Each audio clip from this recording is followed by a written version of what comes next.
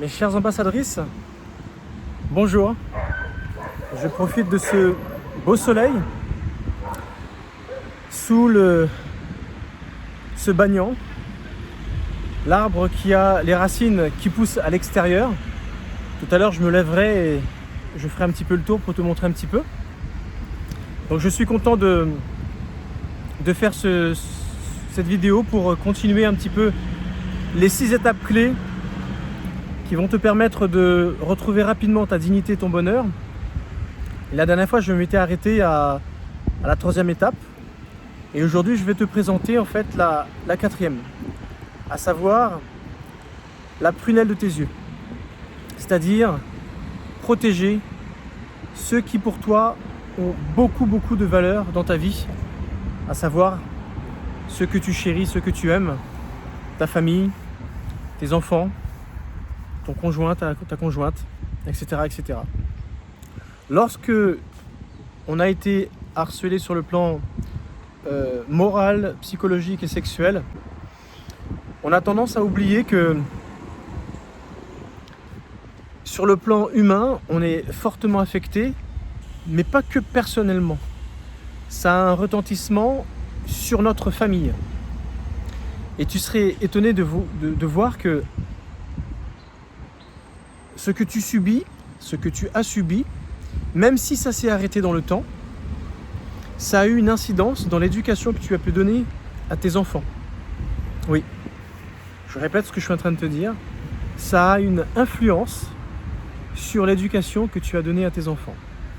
Tu auras une façon de voir les choses. Tu auras des peurs et inconsciemment, tu transmettras tes peurs à tes enfants. Tu vas leur donner une éducation axée sur beaucoup de protection, beaucoup de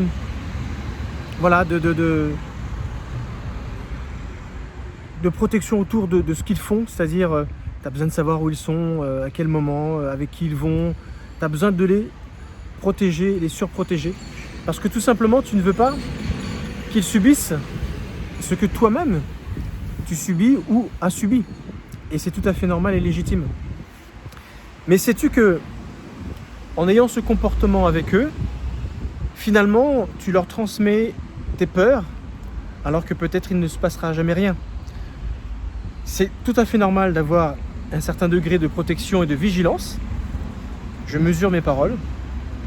Mais il y a une limite, peut-être, au-delà duquel il n'est peut-être pas utile d'aller. Tout simplement parce que voilà, ce sont des choses qui te font peur, donc tu auras tendance, naturellement, à en faire beaucoup trop. Et peut-être même c'est tes enfants qui te diront « Mais maman, t'inquiète pas, papa, mais attends, non, tout est clair, mais tu connais un tel, pourquoi tu... Mais je t'ai déjà envoyé un texto. » Vous voyez, ce côté un peu trop en demander. Alors je suis pas en train de dire qu'il faut remettre en question l'éducation qui demande bien sûr aux enfants de dire où ils vont, d'être clair sur leur sortie, avec qui ils vont, à quelle heure ils vont. Tout ça c'est tout à fait normal. Mais c'est qu'il y a un moment donné, il y a un trop plein, en fait. Il y a un côté trop. Et c'est de cela dont je te parle. En fait, pour t'éviter bien sûr que cette peur ne soit transmise, mais pire, que tu aies cette tendance à entretenir ta peur. Au travers de l'éducation qu'on donne à ses enfants, on a souvent tendance à oublier qu'on transmet nos peurs et peut-être même qu'on va leur donner quelque chose qu'ils n'auront jamais dans leur vie. Et ils auront des habitudes, ils auront pris des habitudes qui ne sont pas leurs. Et peut-être que c'était pas utile. En tout cas, ce trop-plein n'est pas utile pour eux. C'est surtout ça que j'essaie de te dire. Mais ceci dit, c'est important. Il y a un trop-plein à ne pas avoir, mais il y a également un pas assez qu'il ne faut pas avoir non plus. Si jamais tu as subi ou tu continues de subir le harcèlement, c'est normal que cela s'instaure dans ton éducation. Simplement, peut-être par peur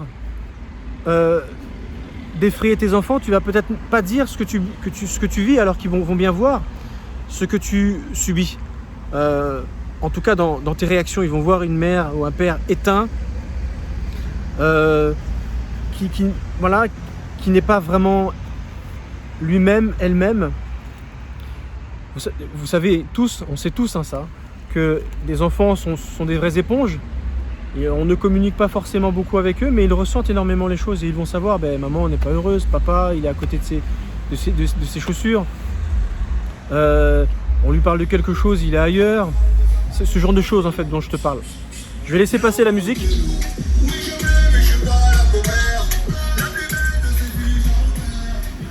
On a à La Réunion ici, donc c'est assez souvent comme ça. Si c'est pas à domicile, la musique pour tout le quartier, c'est souvent voilà, dans les véhicules. Donc je suis sur un rond-point en fait. Donc c'est pour ça que ça circule beaucoup en face de moi. Tu t'en rends pas compte parce que j'ai tourné la caméra côté rond-point. Donc voilà, ce que j'essaye de te dire, c'est qu'il y a des parents qui vont en faire trop et d'autres qui vont en faire pas assez. Ils ne seront pas assez dans la prévention, ils ne seront pas assez dans la protection, peut-être par peur de transmettre justement leur mal-être.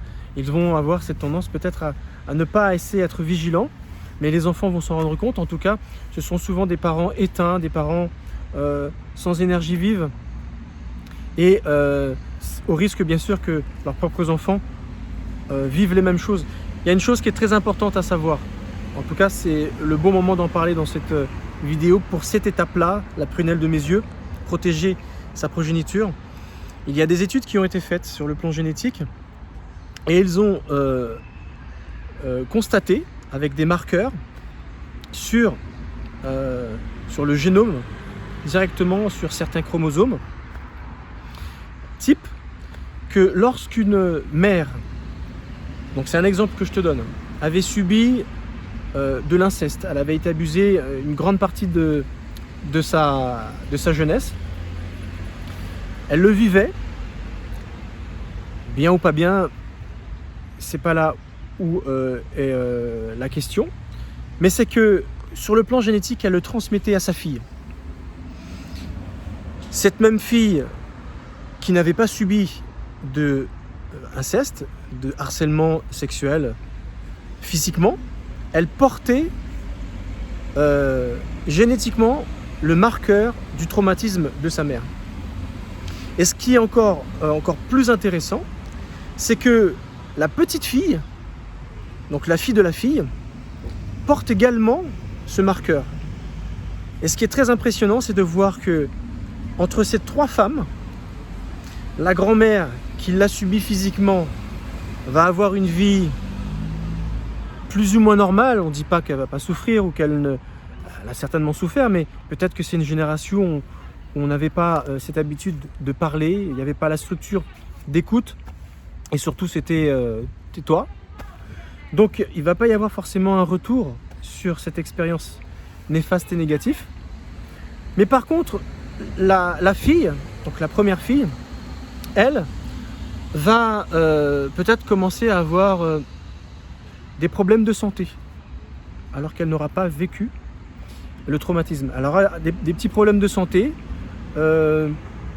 physiques, physiologiques, mais la petite fille, elle générera peut-être des choses pires, et c'est même pas peut-être, c'est elle qui vivra, on va dire, la dépression, le manque de goût de vivre, le fait d'avoir le poids émotionnel et psychologique rattaché au traumatisme. C'est ça qui est aberrant. C'est la grand-mère qui le subit physiquement, c'est la mère qui va le vivre avec des petits symptômes par-ci par-là, et c'est la petite fille qui aura des problèmes de dépression, des problèmes psychologiques très marqués. Et bien ce phénomène va jusqu'à la 4e génération. Donc j'aurai l'occasion dans une autre vidéo d'expliquer cette transmission génétique, épigénétique, en tout cas dans la généalogie jusqu'à la 4e génération. Et à partir de la 4e génération, ça s'estompe fortement. Et on retrouve cette transmission dans tout. Si vous avez été un père alcoolique, voilà. Si vous avez été un enfant battu, vous transmettez le traumatisme des coups. En tout cas sur le plan psychologique et émotionnel. Et ça peut être tout. La façon de manger, la façon de vivre, etc. Tout nous suit. On ne transmet pas uniquement une ressemblance physique.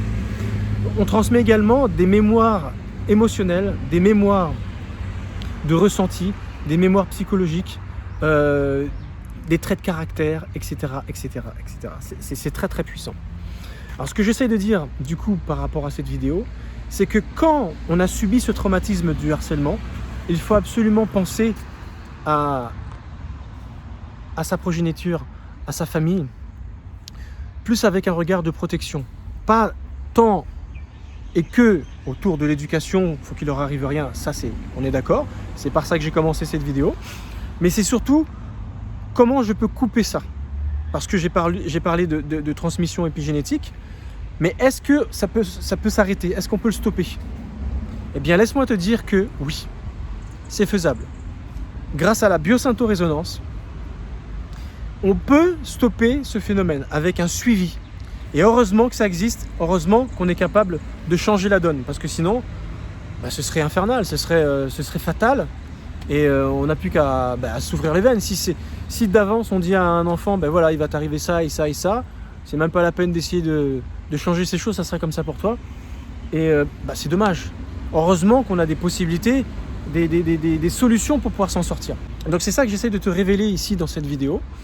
C'est cette possibilité qu'on a tous de pouvoir s'en sortir malgré ce qu'on va transmettre à nos enfants. Et heureusement. Donc sache une chose, c'est que cette étape, elle a le don de pouvoir te rassurer. Si jamais tu t'inquiétais sur le devenir de tes enfants, de ce que tu vas leur transmettre, bien sache que tu as la possibilité de leur enlever tous ces marqueurs, tous ces traumatismes transmis par voie épigénétique. Ils auront cette chance de pouvoir s'en défaire. Mais bien sûr, il y aura un travail à faire dessus. Parce que si toi tu l'as compris, l'information quoi qu'il arrive est déjà passée. Il faudra que l'enfant, le petit enfant, l'arrière petit enfant ait cette démarche. Pour pas qu'il soit surpris, choqué en se disant mais pourquoi ma vie c'est ça? Pourquoi c'est un éternel recommencement de cercle vicieux, toujours les mêmes choses? Pourquoi? Mais parce qu'il y a ça. Et c'est pour ça que souvent les secrets de famille, les non-dits, c'est très traumatisant dans des familles pour lesquelles il y a eu ce genre de traumatisme qui a été caché.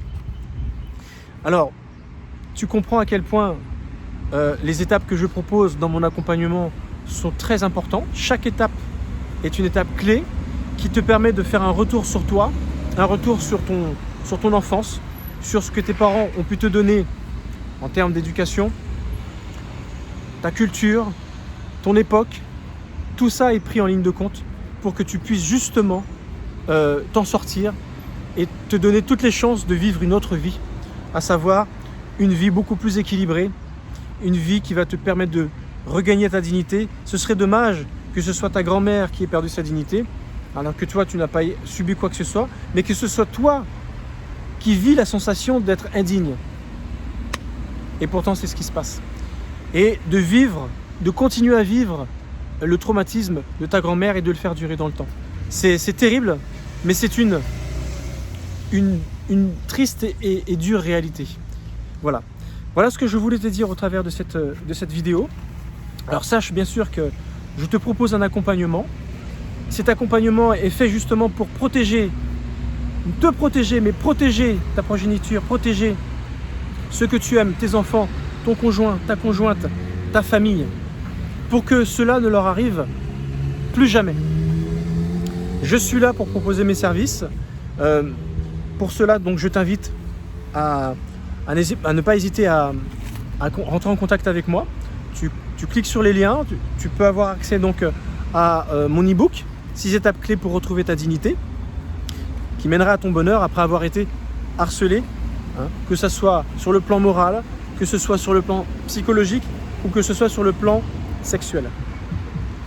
Je t'offre également un coaching de 60 minutes durant lequel je ferai le point avec toi pour savoir quels sont vraiment, véritablement tes besoins pour s'assurer ce que je vais t'enlever, pour te permettre de retrouver ta dignité et surtout te permettre de vivre la vie que tu auras dû vivre si jamais tu n'avais pas subi ce traumatisme ou si on ne t'avait pas transmis ce traumatisme. Voilà. J'ai fait le tour de cette vidéo. Merci beaucoup de m'avoir suivi. Donc, chose promise, chose due. Je me lève un petit peu et je te montre un petit peu le banyan, à quoi ça ressemble. Donc, c'était cette espèce de gros arbre dont les racines poussent à l'extérieur. Ce qui fait que si on doit appeler ça un tronc, c'est un tronc qui peut faire plusieurs mètres le périmètre d'envergure. Donc celui-là, je ne sais pas combien de mètres il fait, mais à mon avis, il doit bien faire ses 60 mètres, au moins 60 mètres. Voilà. Je te remercie de m'avoir suivi. Je te souhaite une bonne journée, une bonne soirée. Ça dépend à quelle heure tu regardes cette vidéo. Et je te dis à très bientôt. Ciao.